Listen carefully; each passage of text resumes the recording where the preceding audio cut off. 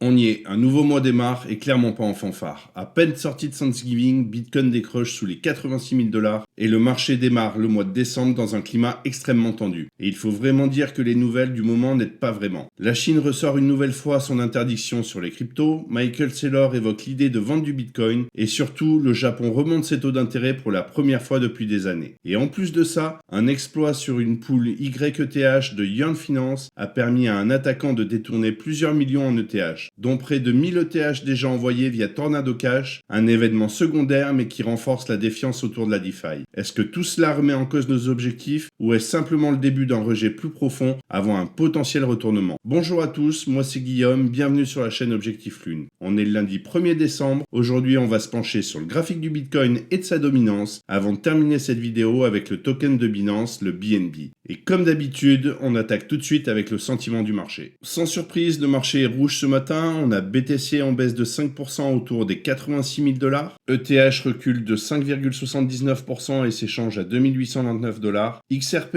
et Sol s'échangent respectivement à 2,03 $ et 126 $ en baisse de près de 7,25%, et on a BNB qui suit le mouvement global avec une baisse autour des 5% et retourne titiller les 830 $. Et passons tout de suite sur le graphique du Bitcoin. Donc si on fait un rapide flashback, nous avions notre RSI qui était pas loin de casser son dernier plus haut, ce qui aurait pu nous inscrire dans une continuation haussière pour aller chercher les targets sur les 102 647 et les 110 367 avec une zone de best price sur les 107 419 et les 106 045. On peut voir que notre RSI ici s'est fait rejeter, donc cette vue est annulée. Par contre, j'avais émis une deuxième hypothèse qui était le retour sur la zone des 86 846 et des 85 371, c'est-à-dire le retracement de l'ensemble du mouvement haussier initié depuis le 21 novembre, ce qui est en train de se jouer. Et si on réajuste un petit peu nos targets, on peut voir que dans la logique, nous devrions aller chercher ici les targets sur les 98 096 et la zone des 105 846 avec une zone de best price qui serait comprise entre les 102 867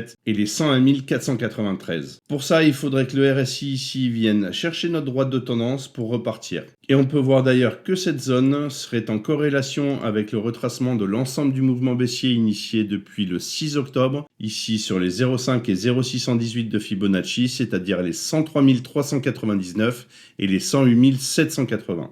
On attendra de voir du côté du RSI si effectivement on vient bien rebondir ici pour repartir, ou alors si celui-ci vient casser ici notre pivot baissier, et dans ce cas-là, nous pourrions aller chercher une zone plus basse puisque nous serions dans une continuation baissière. Et ce que je te propose maintenant, c'est de passer tout de suite sur le H4. Nous voilà donc sur le H4, on peut voir qu'on retrouve bien nos targets D1 qui étaient sur les 98 et les 105. À l'heure actuelle, pour repartir à la hausse, il faudrait ici que notre RSI vienne casser notre pivot, ce qui nous permettrait de nous propulser sur ces targets-là. À cet instant, il est tout à fait possible que l'on vienne retracer la zone des 90 231 et des 89 348, donc ici pour aller chercher plus bas. Ce qui pourrait nous projeter ici sur des targets qui seraient comprises entre les 82 604 et les 77 977.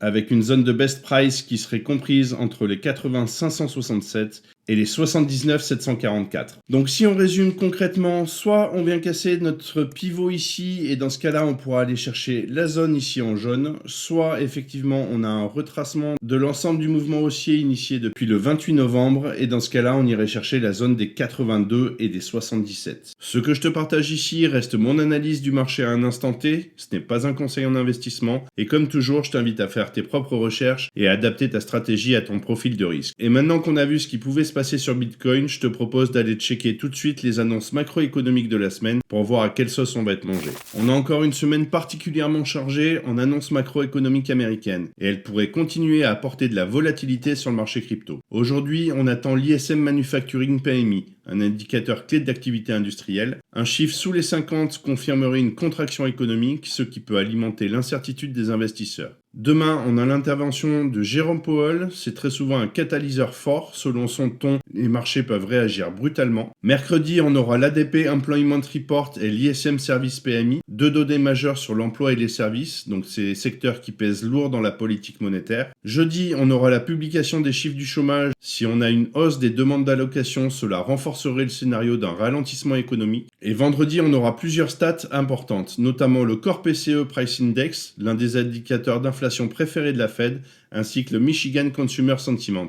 Donc c'est l'indicateur clé de la confiance des ménages. Donc comme tu le vois, la semaine va être très dense en données macro et chaque publication peut influencer la volatilité sur le Bitcoin et le marché crypto en général, surtout dans un contexte qui est déjà tendu. Donc reste prudent, pense à te protéger avec des SL et des stop suiveurs, on sait jamais. Et maintenant qu'on a vu ce qui nous attend du côté macroéconomique, on peut partir tout de suite sur la dominance du Bitcoin. À l'heure actuelle, nous sommes bloqués ici sur un pseudo-range compris entre les 61,41 et les 58,49. Ce qui me gêne un peu, c'est qu'on n'est pas venu chercher réellement la zone des 61,57 et des 62,61. Si on fait une projection avec notre prolongation de Fibonacci, nous pourrions aller chercher la zone des 62,74 et des 65,36 avec une zone de best price qui serait comprise entre les 64,36 et les 63,89. Pour cela, il faudrait que notre RSI ici vienne casser notre droite de tendance à minima. Et si par contre on vient casser ici notre pivot baissier, dans ce cas-là, on pourrait aller chercher une zone basse sur les 52,80 et les 47,49 avec une zone de best price sur les 50,46 et les 49,52. C'est une zone déjà dont je vous parle depuis un petit moment.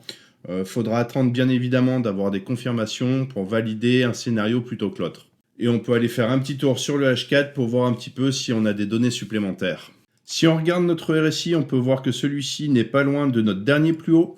S'il venait à casser, on serait dans une continuation haussière et nous pourrions aller chercher les targets comme ceci, sur la zone des 60,24 et des 60,86, avec une zone de best price qui, elle, serait comprise entre les 60,63 et les 60,52. Et si notre RSI vient casser notre pivot haussier, dans ce cas-là, on pourrait se projeter directement sur la zone de target plus haute. Si par contre notre RSI vient casser notre pivot baissier, dans ce cas-là, nous serions dans une continuation baissière et nous pourrions aller chercher les targets comme ceci, sur la zone des 57,66 et des 55,91, avec une zone de best price qui serait comprise sur les 56,89 et les 56,58.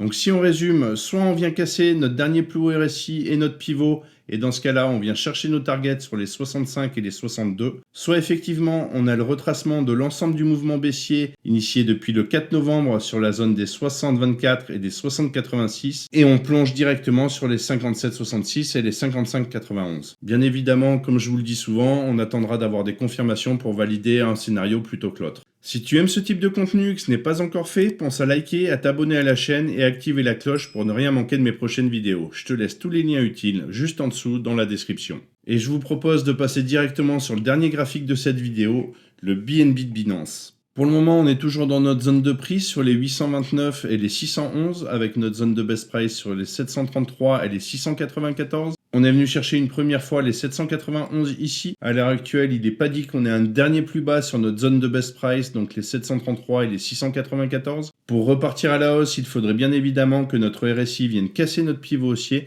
Et dans ce cas-là, on pourrait retracer l'ensemble du mouvement baissier initié depuis le 13 octobre. Ici, sur la zone des 1152 et des 1083. Et par contre, si c'est notre pivot baissier qui casse, dans ce cas-là, nous pourrions aller chercher les targets comme ceci. Et on se retrouverait sur la zone des 524 et des 219 avec une zone de best price qui serait comprise sur les 390 et les 336. On n'en est pas encore là, le pivot baissier n'a pas cassé, on peut toujours avoir un dernier plus bas ici avant de repartir. Et allons jeter un petit coup d'œil sur le H4. Voir ici que nous sommes venus retracer assez profondément sur nos targets, puisque on avait des targets qui étaient potentiels sur les 848 et les 835, et qu'on est venu quasiment chercher les 0,786 sur les 815. Si notre pivot baissier casse, nous serions alors dans une continuation baissière, et nous pourrions aller chercher quelque chose de ce style-là, sur la zone ici des 747 et des 694, avec une zone de best price sur les 723 et les 714. Et si on dézoome un peu, on peut voir que c'est déjà les targets qu'on avait sur un petit peu plus long terme et qu'on vient chercher ici la zone de best price. Voilà, je pense qu'on a fait le tour pour aujourd'hui. On peut voir que concrètement, les marchés sont assez compliqués en ce moment. Il faudra rester très prudent et très vigilant. Rien n'est encore gagné. Pour le moment, on est plutôt baissier. On attendra d'avoir des confirmations et des validations pour valider une reprise haussière. De mon côté, je te souhaite une excellente journée, une très bonne semaine. On se retrouve mercredi avec l'analyse d'Ethereum. Et d'ici là, prends soin de toi et de tes cryptos. Ciao!